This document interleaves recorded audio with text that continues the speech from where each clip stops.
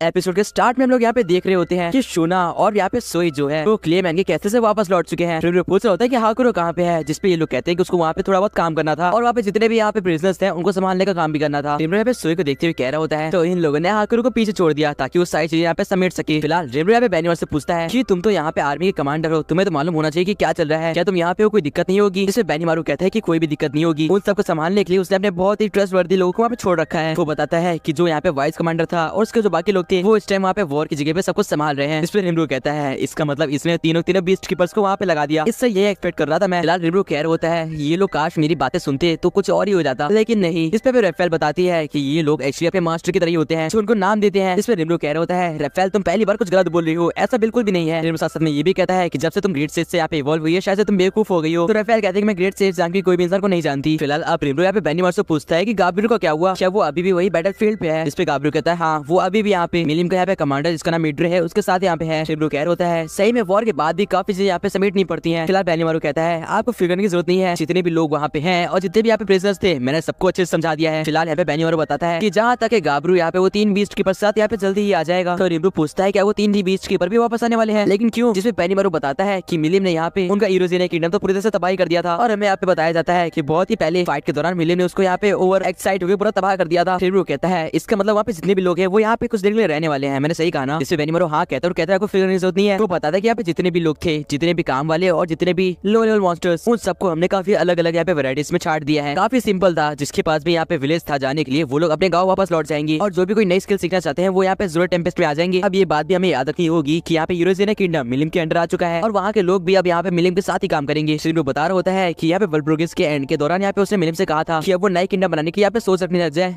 इसे मिलिम कहती है अगर ऐसी बात है तो फिर ठीक है, मैं एक बहुत अच्छा किंगडम बनाऊंगी, देख लेना। रिमरू बेनीमारू कह रहा होता है कि मैक्सिमम जितने लोग यहाँ पे आने वाले हैं वो सब मार्जिन्स होंगे और प्रिजनर्स होंगे, इसलिए मैं उन पे खास ध्यान रखूंगा। यहाँ पे रिगुड भी कह रहा होता है कि आप फिक्र मत करो, मैं उन सबको बहुत अच्छे समझा दूंगा। और रिमरू खुश हो रहा होता है और कह रहा होता है कि फाइनली ये लोग मेरे बिना भी यहाँ पे काफी अच्छे से काम कर रहे हैं। वेट, क्या इसका मतलब इन लोग को मेरी जरूरत नहीं है? अरे नहीं, मुझे ऐसा सोचना नहीं चाहिए। फिलहाल अगली सीन में डियाब्लो यहाँ पे बता रहा होता है कि सक्सेसफुली उसकी यहाँ पे जो किंगडम ऑफ फेलमेंट के साथ ट्रीटी है वो फॉर्म हो चुकी है। वो साथ में ये भी बताते हैं कि यहाँ पे 1500 स्टेलर कॉइंस वो यहाँ पे लेके आया है। रिमरू ने देखता और कहता है सच में ये तो काफी ज्यादा है। तो डियाब्लो बताता है ये जितने भी यहाँ पे स्टेलर कॉइंस है उनमें से मैक्सिमम यहाँ पे एडमिनिस के फंड है, ना कि किंगडम के। तो बता रहा होता है अब जबकि यहाँ पे नया किंगडम ऊपर उठने वाला है और एडमिनिस का किंगडम नीचे गिरने वाला है तो सारा फोर्स यहाँ पे एडमिनिस के ऊपर पड़ेगा। रिमरू बोलता है इस हिसाब से तो सिविल वॉर हो सकती है। जिसपे यहाँ पे डियाब्लो बोलता है ऑफ कोर्स होगी, ये तुम्हारा प्लान है। डियाब्लो बता रहा होता है कि जब उन लोग के पास यहाँ पे फंड्स खत्म हो जाएंगे तो वो लोग यहाँ पे एडमिनिस को ही फोर्स करेंगे ताकि वो यहाँ पे फंड दे और उसको चुकता करे। रेफेल भी यहाँ पे एक्सप्लेन करते हुए कहती है कि एडमिनिस के यहाँ पे किंग से हटने के बाद उसके पास कोई भी नाइट का यहाँ पे सहारा भी नहीं बचा है, तो एक तरह से वो वन कॉर्नर होने वाला है। रिमरू बोल रहा होता है मैंने सुना है कि एडमिनिस ये सब करने के बाद एक छोटी से प्लेस पे चला जाएगा जहाँ से यहाँ पे यॉम ओरिजिनली बिलोंग करता है मेरे हिसाब से। रिमरू सोच रहा होता है कि इसने इसको इतनी नेचुरली हैंडल करा है कि यहाँ पे एडमिनिस को यॉम की मदद लेनी ही होगी और उन दोनों के बीच में फ्रेंडशिप फॉर्म होगी। रिमरू यहाँ पे डियाब्लो से कहता है फिर भी सावधान रहना। डियाब्लो कहता है कि उस बात का यहाँ पे ख्याल रखेगा। रिमरू कह रहा होता है अगर तुम्हें यहाँ पे फंड्स की जरूरत हो और स्टेलर कॉइंस चाहिए हो तो इसमें से तुम ले सकते हो। इसमें डियाब्लो कहता है कि उसको इसकी जरूरत नहीं है, अगर रिमरू चाहे तो वो उनकी सोल्स कंज्यूम कर सकता है। इसमें रिमरू कहता है कि तुम्हें ये सब करने की जरूरत नहीं है और वो यहाँ पे शॉन से कह रहा होता है मेरे ख्याल से तुम्हें डियाब्लो से 2-3 चीजें सीख लेनी चाहिए शॉन। शॉन कहती है रिमरू सब आप ऐसा क्यों कह रहे हो, मैंने कभी भी आपको निराश नहीं करा तो फिर क्यों। फिलहाल डियाब्लो कह रहा होता है मैंने यहाँ पे सुना है कि वेस्टर्न चर्च ने यहाँ पे उस प्रीस्ट के साथ यहाँ पे कांटेक्ट करा है। रिमरू कह रहा होता है वही प्रीस्ट जो कि यहाँ पे एडमिरल के साथ घूमता था। डियाब्लो बताता है कि अभी उस प्रीस्ट को उन लोगों ने वापस बुलाया है ताकि वो यहाँ पे पूछ सके कि वहाँ पे क्या हो रहा था। रिमरू कह रहा होता है मैं समझ गया, अगर ऐसे चलता रहा तो उनका नेक्स्ट टारगेट यहाँ पे वो तीनों सर्वाइवर्स होंगे जो कि यहाँ पे उस जंग के दौरान जिंदा बचे। रिमरू कह रहा होता है और मैंने तो ये भी सुना है कि वो लोग यहाँ पे वेल्डर के ऊपर भी नजर रख रहे हैं, इस टाइम उनसे कुछ भी मजाक करना बेकार होगा। वो कहता है इसलिए मैं इस क्रिस्टल के द्वारा उनको यहाँ पे सारी बातें एकदम साफ साफ बता दूंगा। तभी उस टाइम वहाँ पे गोप्ता आता है और वो कहता है रिमरू समझ जिनको भी आना तो वो सब आ चुके हैं। अब जब रिमरू बाहर आता है तो वो देखता है कि यहाँ पे सारे प्रिजनर्स और जितने भी लोग थे यहाँ पे वो वापस आ रहे हैं। रिमरू कह रहा होता है ये सब तो मेरी उम्मीद से काफी ज्यादा पहले ही आ गए, फिलहाल अच्छा भी है। उसी टाइम यहाँ पे एल्विस और सूफिया भी आ जाते हैं और वो रिमरू को ग्रीट करते हैं। रिमरू कह रहा होता है अरे तुम दोनों, मुझे खुशी कि तुम लोग यहाँ पे काफी सही होके आए हो। फोबियो कहीं नजर नहीं आ रहा, वो कहाँ पे है। जिसपे यहाँ पे एल्विस बताती है कि फोबियो को लोगों ने पीछे छोड़ दिया ताकि वो पीछे जाते हुए प्रिजनर्स को यहाँ पे देख सके। सूफिया बताती है कि उसकी आंखें काफी डरावनी है तो जितने भी लोग यहाँ पे अकड़ दिखाने की कोशिश करेंगे फोबियो ने डरा के रख देगा। रिमरू कह रहा होता है सिंपल सा मतलब ये है कि सबसे बोरिंग काम यहाँ पे फोबियो को दे दिया इन लोगों ने। वो कह रहा होता है मुझे तुम्हारे बुरा लग रहा है फोबियो, लेकिन डटे रहो। फिलहाल रिमरू बता रहा होता है कि इन लोगों को रहने के लिए काफी ज्यादा जगह है तो ये लोग वहाँ रह सकते हैं। वो ये भी बताता है कि उसने यहाँ पे कुरोबे और काइजल से काफी ज्यादा यहाँ पे बातें कर ली है जॉब्स के रिगार्डिंग ताकि वो लोग काम करके कुछ पैसे कमा सके। अब उसी टाइम वहाँ पे गाबरू भी आ जाता है और रिमरू गाबरू का हेलो कहता है। गाबरू यहाँ पे आके कहता है कि जितने भी यहाँ पे ड्रैगन लैंड्स के लोग थे वो भी हमारे साथ काम करने के लिए मान चुके हैं और सब कुछ हमारे प्लान के अनुसार चल रहा है। रिमरू कहता है एक सेकंड, उनका लीडर तो वो था ना मिड्रे, शायद तुमने हरा दिया।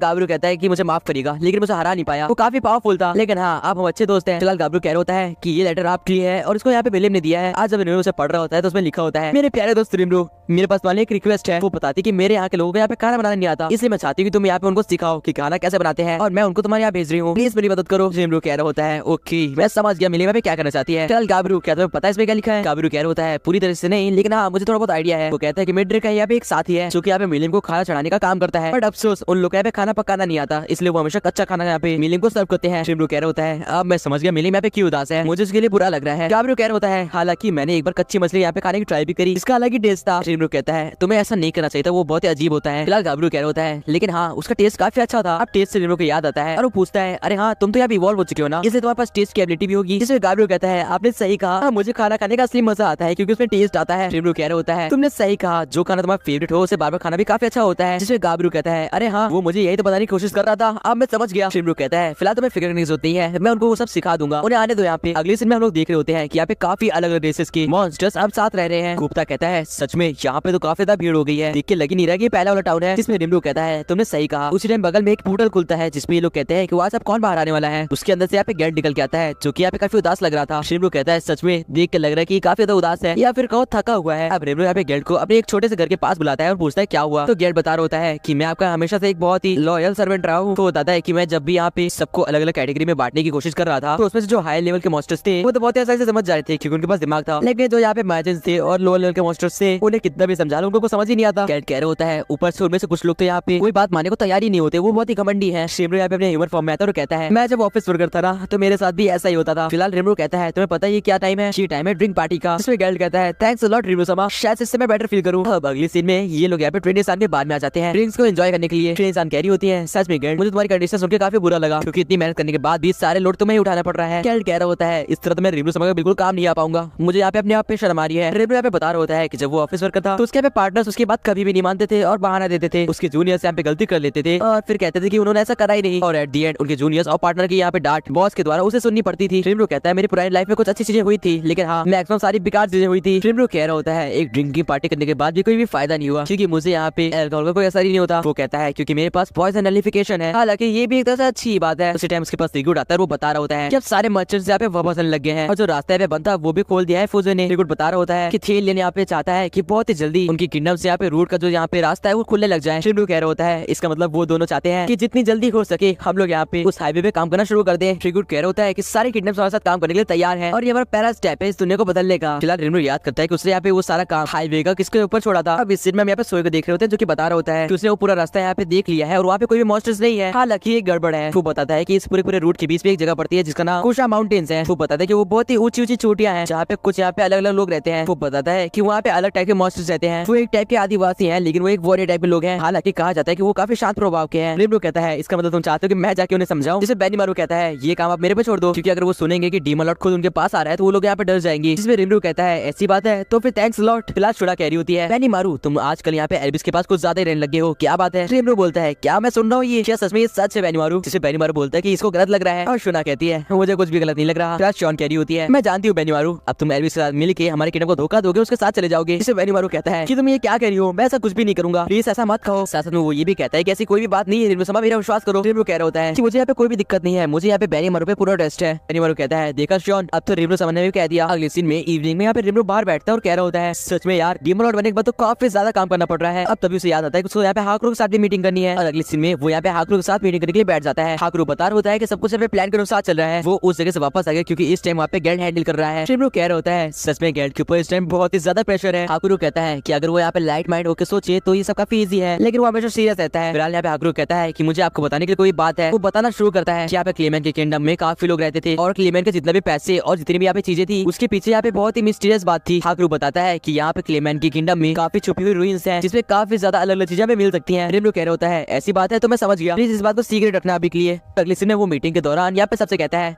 मुझे पता है आप सबको पता होगा, लेकिन जिसे भी नहीं पता मैं बता दूं कि मैं आप डीमन लॉर्ड हूँ। ये सुनने के बाद सब यहाँ पे रेमरो को कांग्रेट्स करते हैं और रेमरो से शर्मा सा जाता है। रेमरो बता रहा होता है कि अब जबकि वो एक डीमन लॉर्ड है और ग्रेट फॉरेस्ट ऑफ ज़ोरा का चेंसलर भी, तो उसे यहाँ पे अनाउंस कर देना चाहिए कि वो पूरे फॉरेस्ट का चेंसलर है। ये सुन के ये थोड़ा सा हैरान होते हैं और शायद से उनको डाउट हो रहा था। रेमरो कहता है क्या मैंने कुछ गलत बोल दिया, तुम लोग ऐसे मुझे क्यों देख रहे हो। जिसे बेनीमारू बोलता है इसका मतलब आप पूरे पूरे फॉरेस्ट के यहाँ पे चेंसलर होगे। तो रेमरो बोलता है हाँ शायद से। बेनीमारू बोलता है इसका मतलब रिवर के बगल वाले जो लैंड है उसके भी। इसमें रेमरो हाँ कहता है। वो बताता है एक्चुअली में रिवर के बगल में जितना भी लैंड है वो सब यहाँ पे ड्वार्फ से बनाया है और वहाँ सिर्फ ड्वार्फ से रहती है। काइजल कह रहा होता है कि अगर यहाँ पे ड्वार्फ्स ने आपको चेंसलर मान लिया है तो ये बहुत ही बड़ी बात है क्योंकि आप एक डीमन लॉर्ड हो। रेमरो कह रहा होता है अब तो तुम मुझे यहाँ पे सीरियस कर रहे हो, मुझे भी अब यहाँ पे काफी अजीब लग रहा है। फिलहाल यहाँ पे गाबरू कहता है अब जबकि आप यहाँ पे चेंसलर बन चुके हो तो किसी को भी कुछ भी करना होगा वो सबसे पहले आपसे परमिशन लेगा। रेमरो यहाँ पे शोना पूछता है क्या ये सच बोल रहा है और सच में सब लोग मेरे से परमिशन लेने आएंगे। जिसे शोना हंसते हुए कहती है हाँ आपने बिल्कुल सही सुना और कोई कुछ भी अगर रूड बिहेव करेगा तो उसे यहाँ पे पनिशमेंट भी मिलेगी। रेमरो कहता है अरे यार आप सच में ये मैटर सीरियस होता जा रहा है। श्रीगुड बताता है ऐसा तो होना ही था क्योंकि आप एक डीमन लॉर्ड हो और डीमन लॉर्ड यहाँ पे पावर को रिप्रेजेंट करता है। गाबरू कहता है इनफैक्ट मेरे यहाँ पे सोसाइटी में आपकी काफी इज्जत होती है, इसलिए मेरे डैड भी आपसे मिलने के लिए काफी जल्द आएंगे। रेमरो कह रहा होता है क्या कह रहे हो, मतलब लिजर्डमैन के किंग भी हमसे मिलने आ रहे हैं। शॉन कहती है उनके साथ बाकी रेसेस भी आने वाली है, मैंने सबको बताया है कि आप डीमन लॉर्ड बन चुके हो और आप काफी पावरफुल भी हो। रेमरो यहाँ पे शॉन से कहता है एटलीस्ट ऐसा काम मत करा करो, तुमने मेरे ऊपर और भी यहाँ पे प्रेशर लगा दिया। रेमरो सोच रहा था अगर लिजर्डमैन आने वाले हैं तो उनके साथ बाकी स्पीसीज भी आएंगी, बाकी रेसेस भी आने वाली है। वो कहता है कि मेरे पास एक प्लान है जिससे ये सारा काम काफी ईजी हो जाएगा। वो कहता है क्योंकि अब मिलियन भी आने वाली है तो क्यों ना हम एक बहुत ही बड़ा फेस्टिवल करें और इन सब लोग को एक बार में स्वागत कर ले, जिससे ये सारा काम काफी ईजी हो जाएगा। जिसमें बेनीमारू और काफी लोग यहाँ पे हंसते हुए कहते हैं ये तो काफी बढ़िया होगा। और गाइस ये